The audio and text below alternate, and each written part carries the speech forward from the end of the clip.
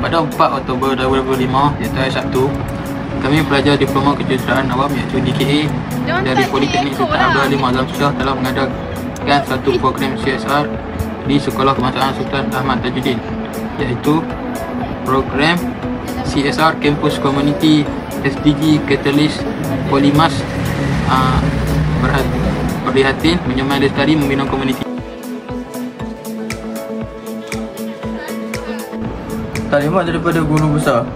Selepas pendaftaran, kami teruskan dengan taklimat daripada Guru Besar SK Sultan Ahmad Tajuddin. Dalam ucapan beliau, Guru Besar mengalu-alukan kehadiran kami dan terima kasih atas usaha dan menjalankan aktiviti di sekolah tersebut. Antara aktiviti utama kami ialah proses mengecat bangunan sekolah. Masing-masing sibuk dengan tugasan masing-masing yang diberikan bagi menghasilkan kerja yang menarik dan kemas. Walaupun penat, tapi suasana tetap meriah dengan gelak tawa dan gurauan sesama rakan. Hasilnya sekolah nampak lebih ceria dan berseri selepas siap dicat.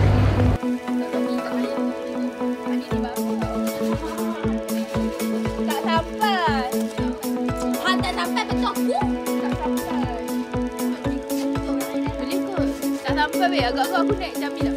Jamil? Kalau hamil seimbang lah. Kalau hamil seimbang.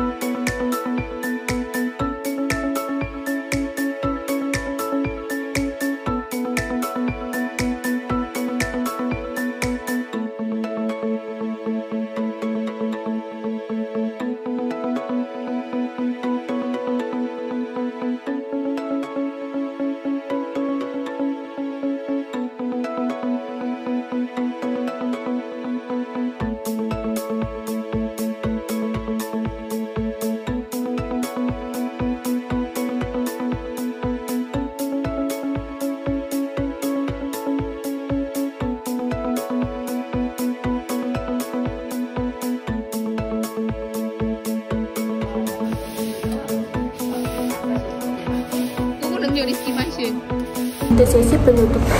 Dalam ucapan penutup, Guru Besar menyampaikan ucapan terima kasih kepada semua yang terlibat.